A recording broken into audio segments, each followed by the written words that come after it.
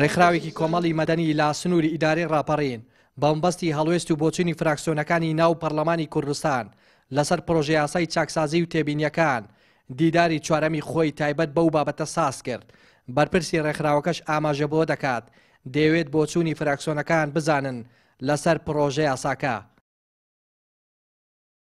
مەبەستی ڕخسانی گفتوگویەکی کراوە بۆ نخبەی ڕۆشنبیر لەم دەڤەرە لە مامۆستایانی زانکۆ و نوێنەی ڕێکخراوەکانی کۆمەڵگەی مەدەنی و لایەنەکانی سیاسی لە پێناو خستنەڕووی سەرنج و تێبینیەکانیان لەمەڕ پرۆژە یاسای چاکسازی کە ئێستا لە پەرلەمانی کوردستان هەیە و خوێندنەوە یەکەمی بۆ کراوە و بە میوانداری 5 سەرۆک فراکسیۆن لە پەرلەمانی کوردستان و ویستمانە ئەم پرۆژە یاسای بخەینە بەردیدی هاوڵاتیان و هاونیشتمانانی کوردستان بۆ ئەوەی کە سەرنج و تێبینیەکانی خۆیان بخەنە ڕوو بۆی باشترین یاسا لە پرۆژە یاسای چاکسازی بەدی بێت و عەدالەتی کۆمەڵایەتی بەرپا بکات.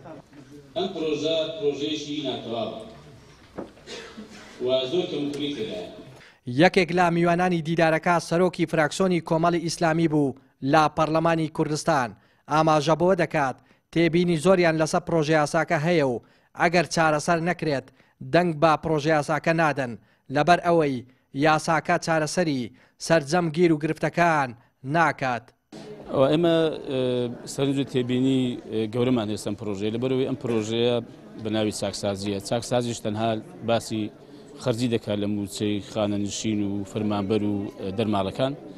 چاکسازی دەبێت لە چاکسازی گشتگیر بێ و فراوان بێ هەموو سێکتەرەکان بگرێتەوە بە تایبەتی سێکتەری داهاتەکان، داهاتی سنوورەکان، داهاتی ناوخۆ، داهاتی نەوت کە تا ئێستا هیچ کەسێک بێزگە لێ هەندێک بەرپرسی زۆر باڵا کە بەڕاستی گەندەڵکارن دزی لە موسە و لە قوتی خەڵک دەکەن نازان کە ئەم داهاتانە چەندە و ئەم داهاتانە چی بەسەر بۆ چی لێ دەکرێت. بۆ ئێمە پێمان وابوو دەبوو کشتگیر و بەڕاستی باسی هەموو داهات بکات. ئەگەر هەر بەم شێوەیە بێ موچەی خانەنشینی لە 500,000 کەمتر دانی پێدابێن لەم پرۆژەیەدا و موچەی لە باڵاکان وا نەهێنرێتە خوارێک کە هاو ئاسنوزیشی فەرمانبەرانی ئاسایی و خەڵک بێ و پاشەکەوتی موچە جێڕانی پاشەکەوتی موچەی تێدا نەبێ و ئەوەی کەم ئەندام و زیندانی سیاسی ئەوانە بە منحە حساب نەکرێت ئێمە دەنجی پێ نادەین. سەرۆکی فراکسیۆنی یەکێتی ئامادەی دیدارەکە بوو دەڵێت ئەوانیش تێبینیان هەیە لەسەر پرۆژە یاساکە و پێویستە گۆڕانکاری تێدا بکرێت.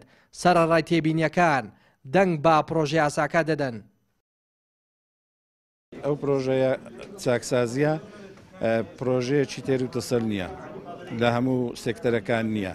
ئێمە حەزمانە کرد ئەو پرۆژە یاسایە چاکسازی لە داهاتەکانیش بکردوایە لە ئیدارە و بەڕێوەبردنیشی بکردوایە. ئەو کەم و کورتیانەیتەیدا هێوا دەکەین دەوڵەمەندتری کەین و بکەینە پرۆژە یاسا و بینێرنەوە بۆ حکوومەت بەڵێ ئێمە دەنجی پێ دەدەین.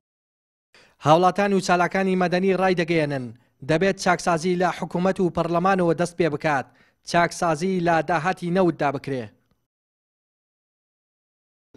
پرۆژە یاسای چاکسازی بەداخەوە تەنها دەست براوە بۆ موچە و قوتی خەڵک یعنی لە جیاتی ئەوە وەک چۆن لە ڕابردوودا لە پرۆژە یاسای حکوومەت لە کاتی قەیرانەکەدا دەستیان برد بۆ پاشەکەوتوانە دەستیان بردو بۆ قوتی خەڵک چاکسازیدا بکرێ ئەوەیە کە ینی دزە گەورەکان ببیندرێنەوە و ئەو دەست ببرێ بۆ نەوت بۆ داهاتی سنوورەکان.